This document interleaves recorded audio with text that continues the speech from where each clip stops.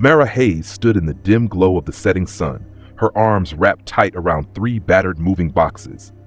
The building on Elm Street looked smaller than it had in the photos. Its brick facade was stained and cracking. The windows were clouded with age. A flickering light bounced across the cracked concrete steps. She paused at the entrance. A rusty bell hung near the doorframe. She rang it once. The clang echoed through the hollow foyer. The corridor beyond was narrow. A single bare bulb swung on a frayed wire. Paint peeled from the walls in long ribbons. Faded wallpaper curled at the corners. Footsteps shuffled behind her. An older man in a threadbare suit appeared at the stairwell landing. He held 2 small brass keys on a ring. He smiled, but his eyes felt hollow. "Miss Hayes?" he asked, his voice low. Mara nodded. "Yes." He extended one of the lease copies toward her. The paper was yellowed along the edges. The typeface looked decades old. He pointed. "You sign here." She rested a trembling finger on the line. The pen felt cold in her palm. She touched the ink and felt it give slightly beneath her fingertip. Above her signature block was a second line, already signed. The name read, Mara Hayes. The handwriting was loopy and perfect. Not her writing. She frowned. "Your name is the same as the last tenant's," the landlord said cheerfully. "Just a coincidence." Mara's heart thumped. She pointed to the other signature. "What's this?" He shrugged. "Clerical mix-up. We forgot to white it out. Nothing to worry about." She pressed her lips together. The sun slipped behind a cloud. Shadows pooled beneath the stair railing. He offered her the second lease copy. "Sign this too." Mara bit her lip. She glanced at the faded carpet, at the dust motes floating in the last rays of light. She thought of the rent she had saved for months, the convenience of the location, the cheap price. She took a breath. She signed both copies, keeping her strokes deliberate and careful. On the second line, she wrote her name for the second time over the old one. She signed as slowly as she could. He watched her and nodded. "Perfect. Here are your keys." He handed her 2 small brass keys, one for the front door, one for her apartment. The metal was cold and heavy in her hand. She stared at the hallway beyond. The stairs twisted upward into a black unknown. Something in the silence made her swallow hard. "Welcome home," he said. He turned and climbed the stairs without another word. Mara stood alone in the hallway. The bulb overhead flickered again. She glanced down at the 2 leases in her hand. Both bore her name, one in her neat script, the other in an older, unfamiliar flourish. She stepped forward. The door to apartment 3B loomed before her. The brass number was tarnished. She slid the key into the lock. It clicked. Inside, the room was narrow and empty. A single window faced the street. The air smelled stale. The peeling paint revealed bare plaster in long strips. The floorboards creaked under her boots. She pressed the second lease to her chest. Her pulse raced. She shut the door, locked it. Behind her, the hallway light blinked once and went dark. Mara stood in the center of her new apartment, lease copies resting on the worn linoleum countertop. She unfolded the papers again under the pale glow of the single overhead bulb. The second signature drew her gaze, smooth, looping letters that spelled her name with uncanny perfection. Her fingers hovered above the inked flourish. It felt almost warm, as if it pulsed with a heartbeat of its own. She traced the curves with a fingertip, half expecting the letters to shift beneath her touch. Instead, they held firm, mocking her hesitation. A soft breeze drifted in through the cracked window. The city's evening hum seeped through the thin walls. Somewhere down the hall, a door creaked open. Mara jumped. She pressed her back against the refrigerator, heart pounding. "Hello?" she called, voice echoing. No answer. Just the distant hum of traffic. She turned back to the lease. The landlord's casual explanation rattled in her mind. Clerical mix-up. But that stroke of pen was too deliberate to be a mistake. The old handwriting didn't belong to her, yet it bore her name. Mara gathered the copies and padded toward the door. She locked it again, even though she had only just done so. Twice-chained bolts clicked into place, offering a weak illusion of safety. She leaned her shoulder against the door and slid down, clutching the papers. The hallway beyond lay dark, silent. Not a single light flickered outside her little fortress. Her breath came fast. Minutes passed. Nothing moved. The city's distant sounds faded. In the thick hush, Mara heard a faint scratching noise, like fingernails on paper. She glanced at the lease. The ink smudged slightly, as if disturbed. She blinked. The signature looked different. The loops were tighter, the letters more elongated. Her heart sank. A sudden thump sounded against the wall beside her. She jumped to her feet and spun, eyes straining in the darkness. The wallpaper's pattern seemed to writhe, shadows dancing in hidden corners. She shook her head, trying to clear the creeping panic. Mara pressed her forehead to the cold door. "I'm safe here." She tried to believe it. Her pulse thundered. She forced herself to breathe steadily. In that steadying silence, her phone buzzed in her pocket. She fished it out and tapped the screen. A text from her friend Lila. "Ready for dinner tomorrow?" Relief washed over her. Something normal. Something safe. She typed back, thumb shaking, "Yes, 7 p.m.?" Her reply sent, she slipped the phone back into her pocket. She forced herself to smile. Tomorrow she would laugh about this. Tomorrow she would unpack boxes. Tomorrow the strange signature would be a memory. But tonight the loops on the lease pulsed like a heartbeat in her hand. And in the empty apartment, Mara realized she had no idea whose hand had written her name before she ever entered. Mara spent the rest of the evening unpacking a few dishes and hanging a single framed photo on her nightstand. She chose the smallest lamp she had brought, a battered brass fixture with a green glass shade, and set it beside the bed. The soft glow calmed her. She tucked the lease copies into a folder and slid it under the mattress, pressing down until the documents lay flat. A chill crept along her spine, but she told herself it was just the cool draft from the cracked window. By midnight, the apartment was silent, except for the slow hum of the streetlight outside. Mara lay under her quilt, eyes fixed on the ceiling. She couldn't shake the weirdness of the signature or the rippling shadows in the hallway. A faint drip echoed somewhere. Drip, drip, drip. She sat up. The sound came from the bathroom. She swung her legs over the edge of the bed and padded down the hallway in socks.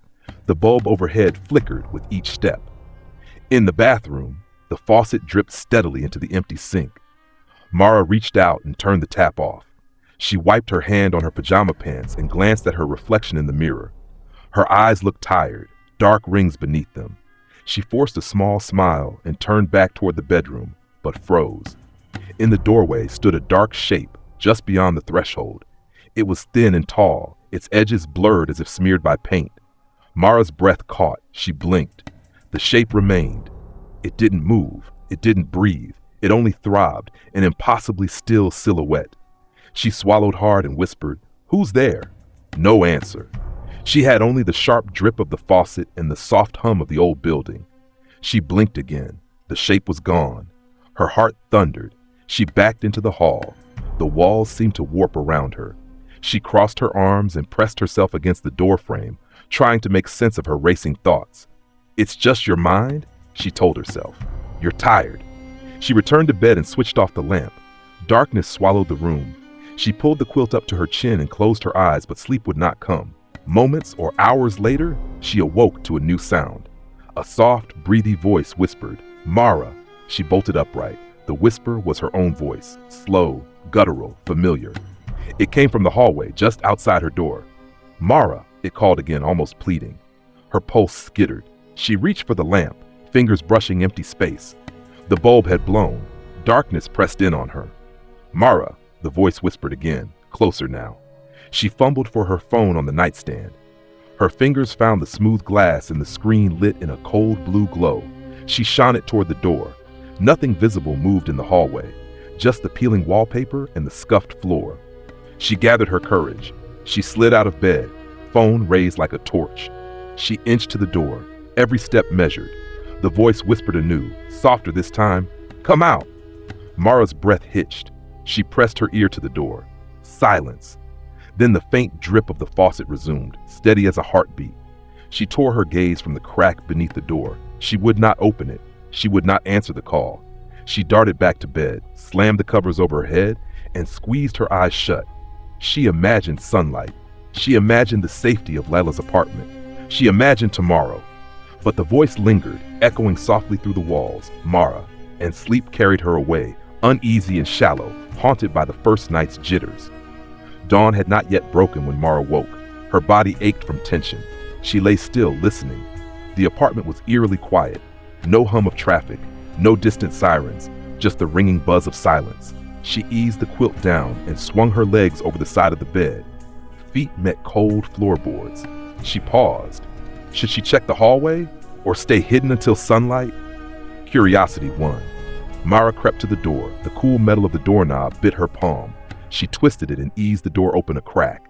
The hallway lay shrouded in gloom. The single bare bulb was dead. She slipped out, closing the door softly. Her phone's flashlight cut a beam through the darkness. She swept it left and right. The walls were scarred. Old water stains dripped down like tears. The carpet was threadbare, revealing patches of rotting wood. She took a hesitant step forward. Her heart thumped in her chest. The beam from her phone landed on a small object half hidden beneath a cooling vent. She knelt and picked it up. It was her toothbrush. Still damp from the bathroom sink the night before. Her pulse spiked. How had it gotten out here? Mara's breath caught. She pressed her back against a nearby wall and shone the light down the hall. On the far door, a slash of dirt ran across the panel, spelling a single letter, M, her name. Scrawled in what looked like muddy fingerprints, a soft scrape sounded from further down the hallway. She spun toward the sound. The beam landed on another door. The number plate was missing. The wood was splintered. The panel was ajar. Mara considered running back inside, but she forced herself forward. Each step rattled through her chest like a drumbeat. She approached the broken door and peered inside. The room was empty.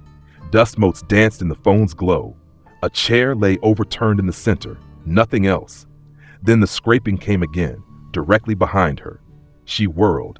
The hallway behind was empty, yet the scraping moved, sliding along the wall toward her. Her breath came in sharp gasps. She backed away, stumbling over the toothbrush still clutched in her hand. It shattered on the floorboards. Mara pushed herself upright, flashlight trembling. She scanned the corridor. Shadows pooled at the far end. They shifted and writhed, as if alive. A voice echoed, low and distant, "Mara!" She froze. The voice was hollow. It seemed to come from inside the walls. The floorboards hummed beneath her feet. She swallowed, mouth dry. "Who are you?" she whispered. Silence. Then a soft chuckle, like distant thunder. The hall's shadows rippled. The bulb behind the broken door flickered on for a single second, casting a pale shape in its glow. Tall, motionless, watching.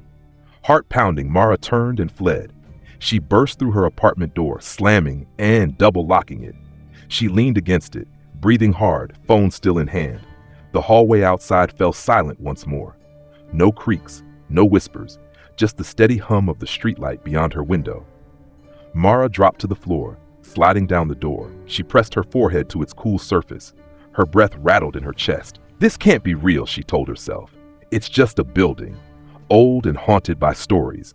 But in the thick, heavy silence of her apartment, she knew the truth. Something in that hallway knew her name. Something was waiting in the dark, echoes and whispers guiding its steps. And it was not done with her yet. Mara's eyes flutter open to pale sunlight filtering through her dusty window. The quilt has slipped to the floor. Her body aches from a night of terror and cold, hard floorboards. She sits up, rubbing her temples. Her throat feels raw. The apartment is quiet now. Too quiet, too quiet. She swings her feet to the floor and stands. The linen curtains rustle in a weak breeze. She moves toward the bathroom. Each step echoes in the empty room. The faucet is silent. The tile feels cold beneath her toes. Mara looks into the mirror. A thin film of dust covers the glass. In the corner, a single letter is scratched deep into the grime, H. She gasps and presses her palm to the glass. The letter fetches up on her finger. She swipes it away. Beneath, more letters appear, E, L, P.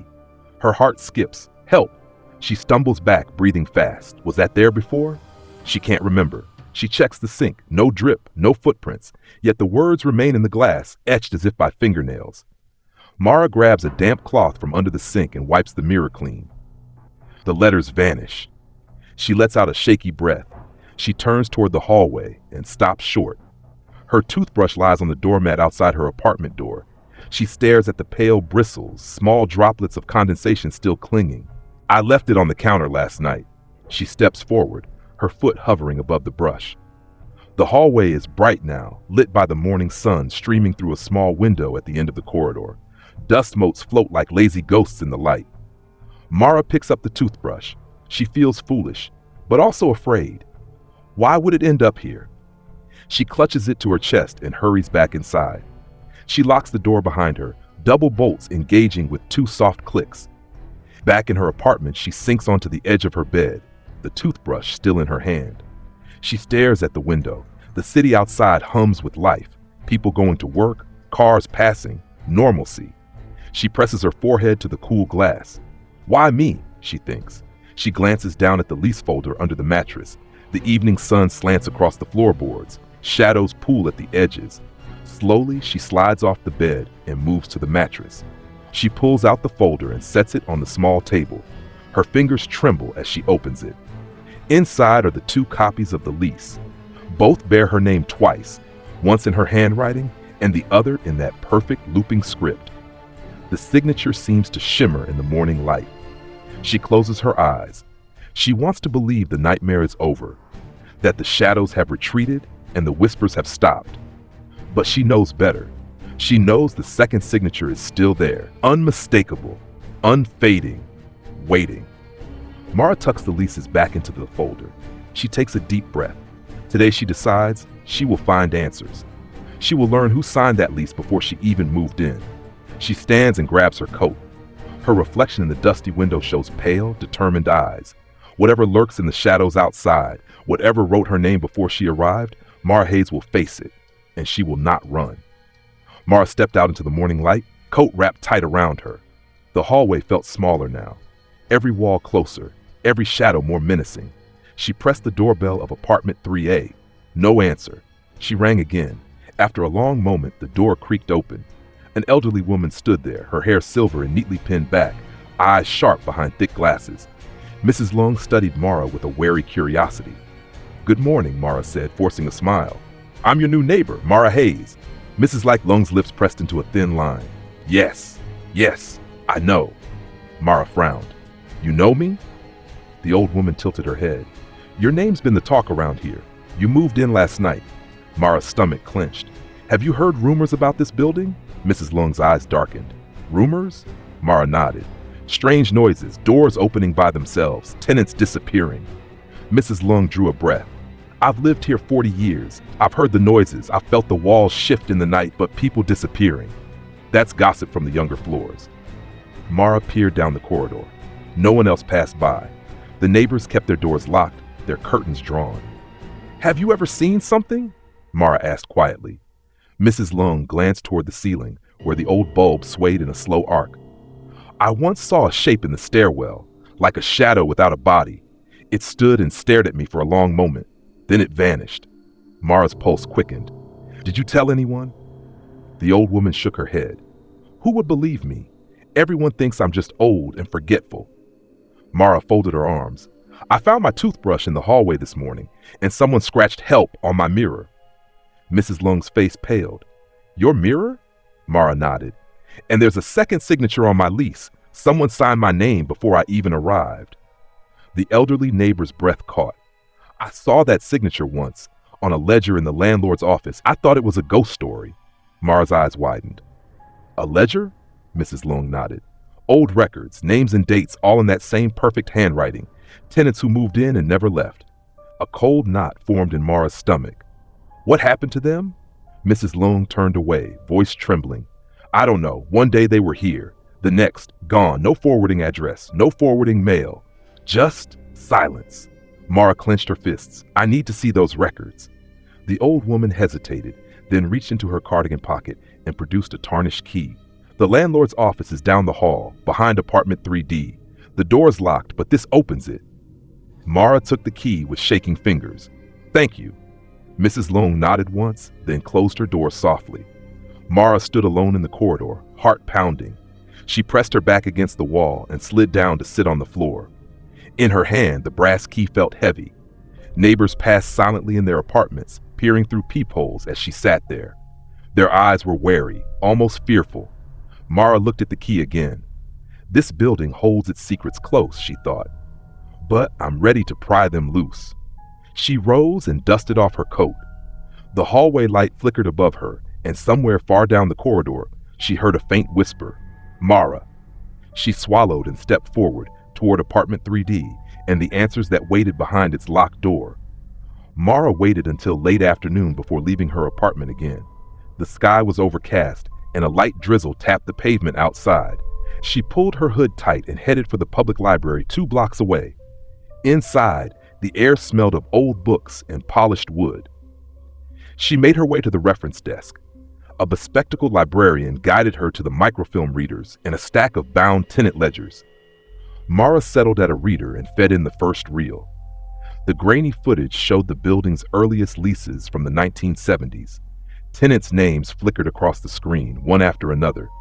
Donovan, Carter, Ramirez. Most moved out within a year. She advanced the reel. Entering the 1990s, she found a curious entry dated June 3, 1995. Mara Hayes, signed in that same perfect looping script.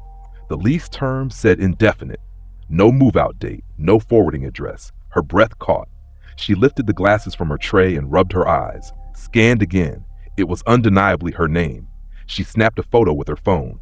Then she flipped to the next ledger. June 1996, tenant renewed, signature matches previous. And again in 1997. Year after year, her name reappeared. The terms never ended. Mara's pulse pounded. The building had housed a Mara Hayes for over a decade, long before she was born. The dates on the pages flickered under the library's fluorescent lights. She thumbed back through the reels.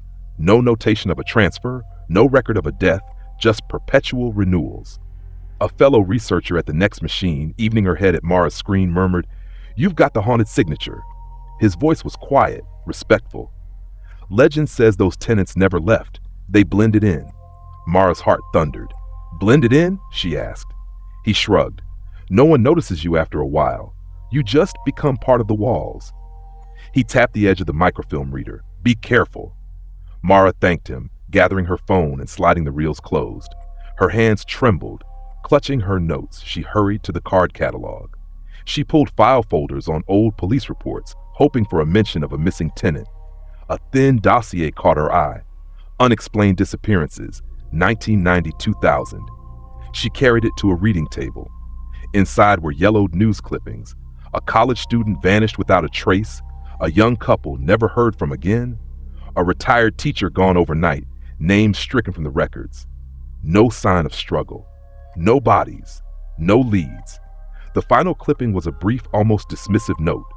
1998, resident Mara Hayes missing, declared legally dead in 2005, no remains found. Mara's blood ran cold. She closed the dossier. The date on the bulletin board beyond the window read July 8, 2025, yesterday. The world outside went on. People moved. Seasons changed.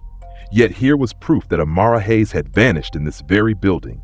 She rose, gathering her things. The librarian called closing time.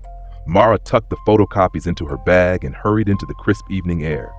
Rain spattered her coat as she ran back toward Elm Street. The building loomed ahead, silent, watching. In her mind echoed the echoing whisper she'd heard in the hallways. She tightened her grip on her bag. She now knew the truth. The lease signature was more than a clerical error. It was a summons, a continuation, a curse. And the real question pressed on her mind as thunder rolled above. How do you escape a contract signed years before you existed? Mara slipped inside her apartment just as the rain began to fall in earnest. She slammed the door and engaged both locks, her heart still hammering from the revelations at the library. The hallway beyond remained silent, as if the building itself listened. She set her wet coat on the back of the lone kitchen chair and emptied her bag onto the table. The microfilm photos and yellowed clippings lay scattered next to the lease folder. Mara crouched to retrieve the folder from beneath the mattress and slid it onto the table, fingers trembling. Her breath caught as she peeled back the folder flap. There, along the margin of both lease copies, were fine pencil annotations she hadn't noticed before. "Welcome home, Mara. Stay safe forever. I'll be your shadow." Each note was dated. The earliest read 06/03/1995, and the latest was stamped 7/01/2025, only a week ago. The ink was faint, as if erased and rewritten countless times. Mara reached for a magnifying glass she kept for reading small print and traced the tiny scrawl. The handwriting matched the looping signature exactly. Every note, every date, the same hand, the same entity. She sat back and exhaled slowly. The lease wasn't just a contract. It was a journal. The landlord had called the second signature a clerical error, But here were 12 months of notes, penned long before she ever arrived. Her pulse stuttered. Who kept this? She thought of the ledger in the landlord's office, of the tenants lost to time. The notes were a log, a remembrance perhaps, of each person who had signed in and never moved out. Mara's gaze flicked to the shadowed corner of the room. The bulb overhead rattled softly, and the musty air carried a faint, distant whisper. She swallowed hard and forced herself to read on. Beneath the last note, dated 2 days ago, was a fresh new line, written in a shaky hand. Almost ready. No signature, no flourish, just stark, ominous words. Her hand flew to her throat. Almost ready. Was it referring to her, making preparations? Ready for what? Footsteps echoed in the hall outside. Mara froze, chest tightening. She crept to the peephole and pressed her eye to the glass. The corridor lay empty, dimly lit by the flickering bulb. Yet at the far end, the window's rain-blurred light seemed to waver, as if someone stood there just out of view. She backed away, heart pounding. She needed answers, and fast. The lease still sat on the table, its notes more damning than any cryptic whisper. It was a timeline of obsession, written by a presence she could not see. Mara gathered the documents, shoving them into her bag. As she did, the final note twisted in her mind. Almost ready. What did ready mean? Ready to claim her. Ready to bind her forever. She locked her apartment door and pressed her ear to it, listening. Only rain pattered against the window, and the building sighed with age. Mara took a trembling breath. She would confront the landlord's ledger at 3D tonight. She would tear open the office, demand the truth, and break this curse, no matter what lurked in the shadows. But as the bulb above her flickered and died, she realized that some secrets aren't buried in paper. They're etched in blood and echo through every hallway, and they never truly vanish. Night had fallen again, and the building's corridors lay cloaked in shadows. Mara paused outside apartment 3D, the landlord's office hidden within. Her heart pounded as she fitted Mrs. Lung's tarnished key into the lock. It turned with a reluctant click. Inside, the office was stifling and cramped. A single desk sat beneath a dusty window, piled high with ledgers and yellowed correspondence. The air smelled of damp paper and old secrets. Mara pressed a hand to her mouth to stifle a gasp. She crossed to the desk and brushed aside a stack of files. There it was, the ledger Mrs. Lung had described. Its leather cover was cracked, the spine nearly broken. She opened it to the first page. Tenant names, dates, and signatures in the same perfect looping script. Her pulse hammered. She flipped forward to the back, where the newest entries lay. Date after date, 1995 to 2025, each year a fresh signature. And below the final one, scrawled in pencil, was her own name, hastily signed 2 nights ago. A soft scratching startled her. She spun toward the far wall. The plaster was hollow, the wallpaper peeling at the seam. From somewhere behind it came a faint, wet sound, like lips moving against paper. Mara moved closer, phone light trembling in her hand. She pressed her ear to the wall. At first, there was nothing but silence. Then a voice, weak and distant, whispered, "Mara." She staggered back, breath catching. The voice repeated, rasping and urgent, "Help me, Mara!" Her blood ran cold. Not me, she thought, someone else. She pressed the ledger against her chest, mind racing. Behind the thin wall, the voice came again. "Don't let me stay. Don't let me." It cut off in a tremor. Mara's hand shook as she traced the wallpaper seam upward. The paper sagged slightly, as if something pressed against it from the other side. A sudden thud echoed from the room's corner. Mara jumped, shining her light toward an old filing cabinet. Its drawers were closed, but one rattled gently, as if undisturbed by mortal hands. She swallowed. Every instinct screamed to run, but she needed to know. She pried open the cabinet's top drawer. Inside lay more lease copies, dozens of them, stacked with careful precision. Each bore the same looping signature on the margin, and every one bore the pencil notes. "Welcome home. I'll be your shadow. Almost ready." Mara pulled them free, watching ink fleck off the pages. She noticed a small metal key taped to the underside of the top lease. She lifted it out. It was tiny, no larger than a house key, and tarnished black. Her phone buzzed in her pocket. She checked the screen. Lila calling. Mara silenced it. Now was not the time for comfort. She needed answers, and maybe, just maybe, a way out. A sudden crash from behind the ledger made her spin. The wall seam tore open, and a sliver of darkness spilled from the gap. The whisper returned, closer now, frantic. "Mara!" She called. Hurry, before they come. Mara gripped the ledger tight.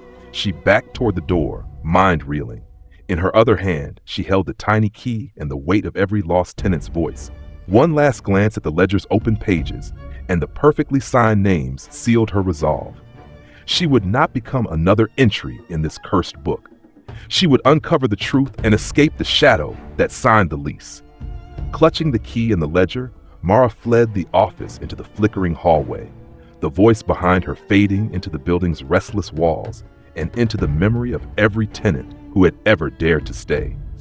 Mara's breath ragged, she hurried down the hallway toward her apartment, clutching the ledger and the tiny black key. The bulb overhead flickered, casting her elongated shadow against the peeling wallpaper. She pressed her back against the cold apartment door, slid in the brass key, and bolted it shut. Inside, she set the ledger on the kitchen table and dropped into a chair. Her hands shook so badly the pages blurred beneath her fingers. She forced herself to breathe deeply, in and out. Then she noticed the full-length mirror propped in the corner, one of the first things she'd carried in. She hadn't thought to remove it, despite its warped reflection. Now, in the dim lamplight, it seemed more ominous than ever. Mara rose, wiping her sweaty palms on her jeans. She approached the mirror slowly, heart drumming. In its dusty surface, her reflection stared back, pale and wide-eyed. She raised a hand. The reflection raised its hand in perfect sync. Its lips parted as hers did, its breath visible in the cool air. Suddenly, the reflection hesitated. It tilted its head slightly to the side, then smiled, an expression Mara's own face never wore. The smile was slow, deliberate, wrong. Mara froze. The reflection's eyes gleamed as if alive. The glass rippled, the surface warping like water. The reflection's smile widened into a grin that stretched too far, too wide, exposing teeth that were too many. Then the reflection spoke, in Mara's own voice, but slower, hollow. "I've been waiting." Mara stumbled back, heart pounding, and grabbed a nearby remote to turn on the lamp. Light flooded the room, but the mirror's surface remained distorted. The reflection did not mirror her every move now. It lingered, as if reaching through the glass. Mara took a deep breath. "Who are you?" she whispered. The reflection's head tilted, and it answered, "I'm you, but I've always been here." A cold dread seeped through Mara's bones. She recalled the ledger's rows of signatures. Mara Hayes, over and over. Endless versions of me. She gripped the edge of the table, steadying herself. "What do you want?" she asked, voice trembling. The reflection leaned forward and the glass crackled. "To sign you in, forever." Mara's heart lurched. She backed away, nearly tripping over her unpacked shoes. The lamp flickered and the room plunged into half shadow. The mirror's surface pulsed with dark shapes. She ripped the mirror from the wall, sending it crashing to the floor. The glass shattered in 100 glittering shards, and a gust of icy air swept through the room. In that gust, she heard 1,000 whispered voices, echoes of every tenant who'd ever signed that lease. Mara stumbled backward, pressing her palms to her ears. The voices rose in a terrible chorus. "Stay, sign stay." She snapped her eyes open. The shards lay cold and silent. The windy roar died, leaving only the hum of the streetlight beyond her window. Mara sank to the floor, breathing hard. She stared at the broken frame, remembering the reflection's parting words. "I've been waiting." She pressed her palm against the ledger's leather cover. The tiny black key was still clutched in her other hand. Somehow she knew they were connected, mirror and ledger, key and curse. She rose and gathered the shards, stacking them into a hastily torn trash bag. Tomorrow she would deal with the fragments. Tonight, she had to plan her next move.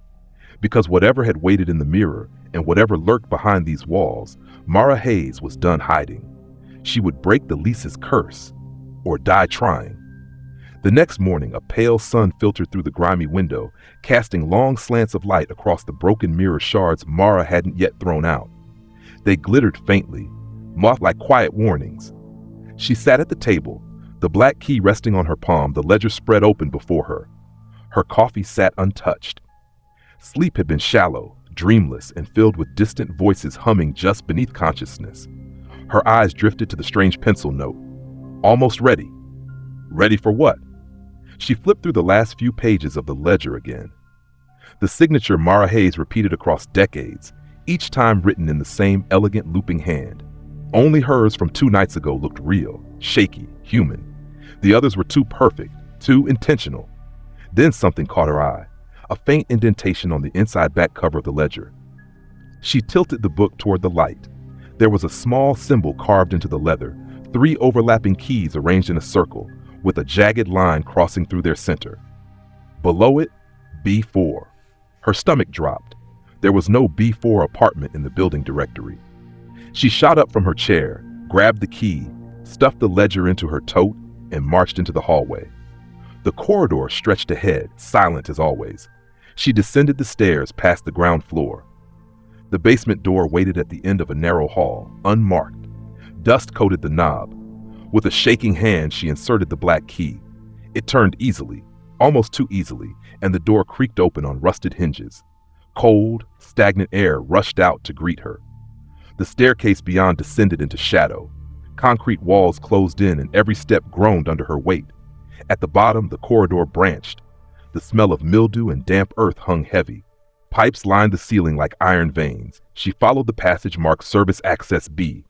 Halfway down, a door stood recessed into the wall. Barely visible, its number plate read B4.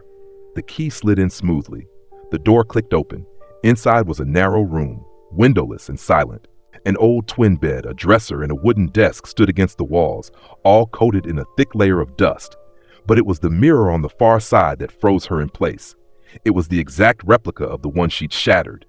Full length, framed in black iron, untouched, waiting, and in it stood her reflection. But this time it didn't move with her. Mara stepped back. Her reflection stayed still. Her reflection smiled. "I told you," it whispered, though its lips didn't move. "I've always been here." Mara's breath caught.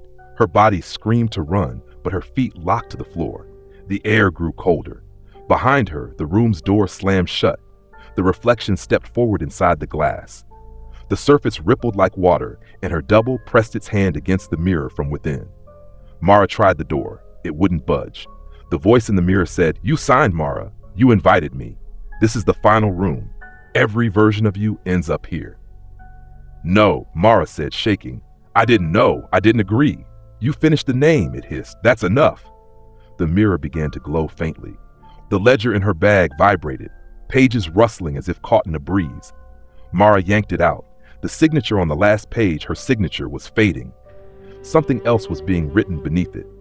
Another version of her name, another copy, another trap. Mara acted on instinct. She tore out the final page, crumpled it, and threw it against the mirror. The surface cracked. The reflection screamed. Not a sound from the glass, but from inside her skull, deep and sharp.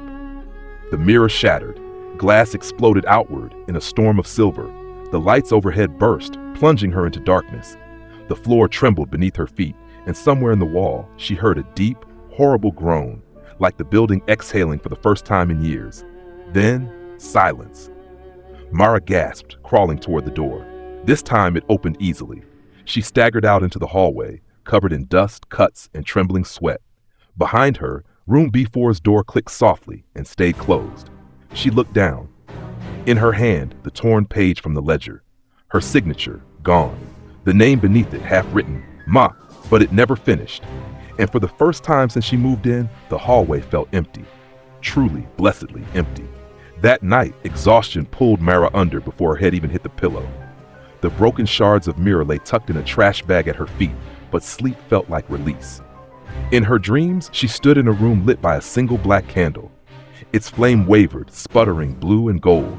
An antique lease document lay across a wooden table, edges frayed, ink faded. Mara's hands hovered above the paper, trembling.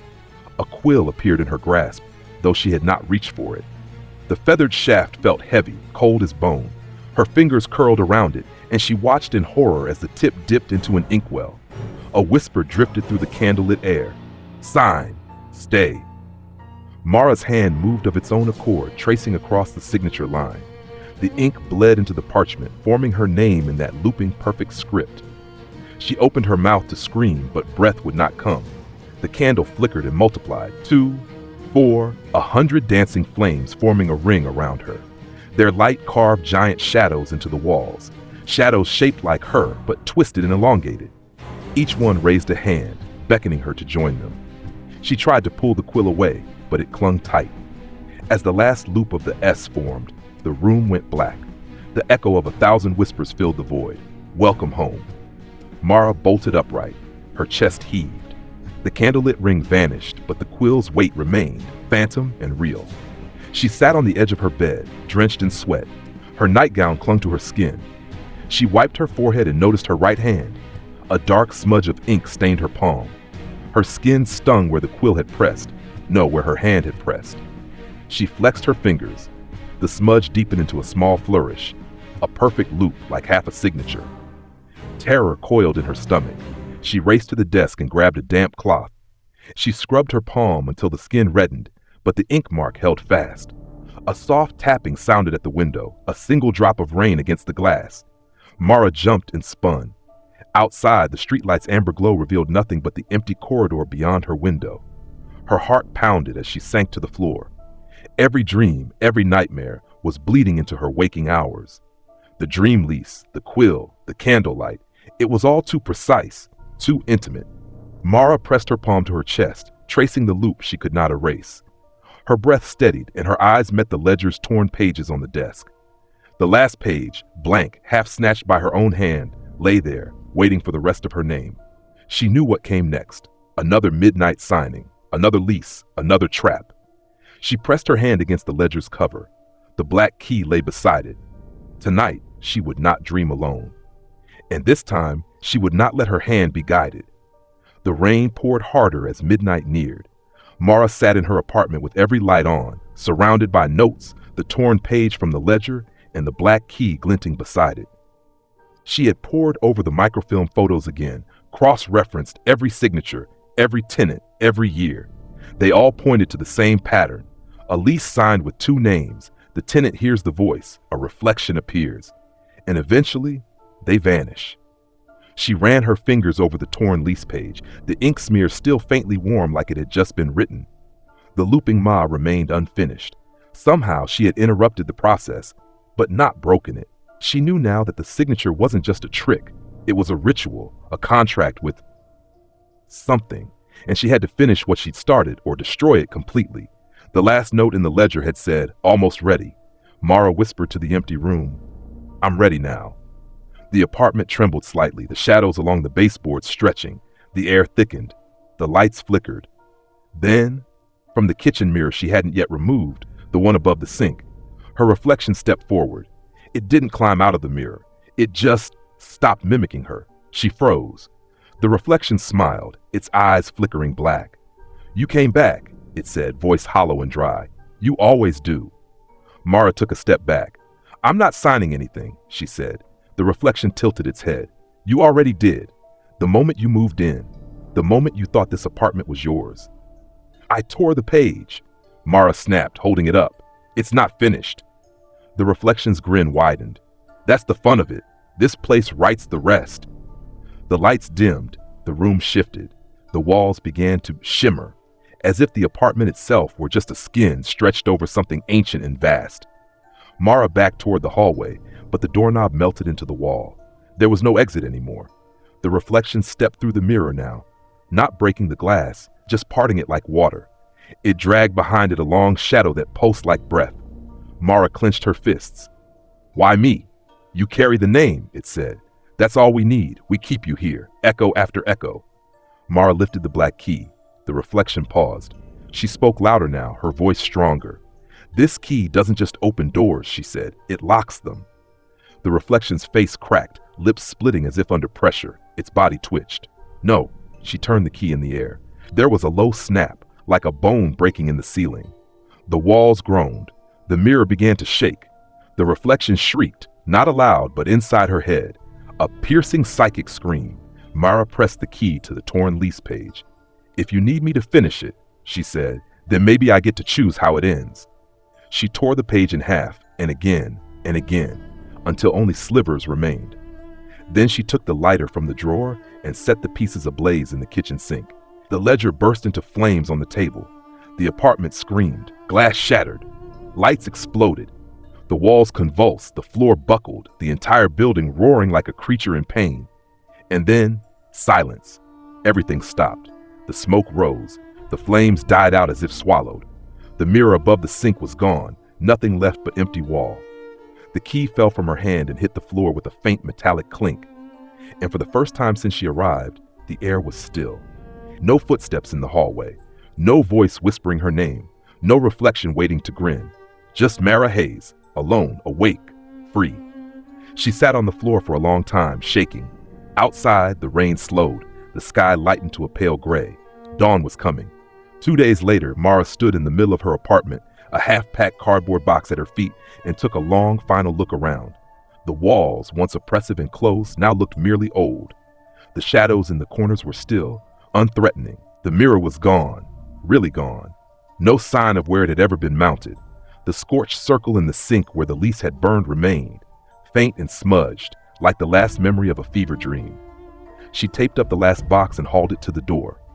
This time, the knob was real, solid. When she turned it, the door opened with a soft creak, not a hiss or a groan, just a creak. The hallway beyond was quiet. A morning breeze filtered in from the window at the far end, rustling dust motes through a beam of sunlight. No voices, no flickering bulbs, no reflection watching from the corner of her eye. As she stepped into the hallway with her things, Mrs. Lung's door opened just a crack. The old woman peered out. "You're leaving," she said, not asking, just observing. Mara nodded. "Yes, for good." Mrs. Lung nodded back slowly, as if she had always known this would happen. "The building feels lighter," she murmured. Mara hesitated. "Did it do this before? Ever end?" Mrs. Lung gave a small smile. "Not like this, but then again, none of them fought back the way you did." Mara nodded. The lease was more than a document, it was a door. Mrs. Lung's eyes narrowed thoughtfully. "And you closed it." Mara smiled faintly. "I think I burned it shut." The old woman chuckled, something like hope glinting behind her glasses. "Good, go before it changes its mind." Mara turned, walking down the hall one last time. She didn't look back. Not when she passed the spot where the hallway shadows had first mimicked her. Not when she passed 3D. Not even when she passed the scorched line near her door where the toothbrush had once rested. The lobby felt less like a trap now, more like an old skin shed by something darker. The front door groaned open to greet her, sunlight bathing her shoulders. The street beyond felt real, busy, full of life. She stepped outside and exhaled, really exhaled, for the first time since she'd arrived. Behind her, the apartment building stood silent and still. She walked to the moving van and handed the last box to the driver. "Just that?" he asked. Mara smiled. "That's all I need." He nodded and hopped in the cab. As she climbed into her own car, her phone buzzed. New email, subject, "Thank you for your tenancy." From Elm Street Leasing at nullmail.com. Message, "Dear Mara Hayes, it was a pleasure having you. Should you ever wish to return, the door is always open. Management." She stared at the screen, heart slowing. She deleted the message without opening it. Some doors, once closed, must stay that way. Mara started the engine. The radio crackled to life, playing something calm and old. She smiled and pulled into traffic. As the building disappeared in her rearview mirror, she whispered, "Not this time."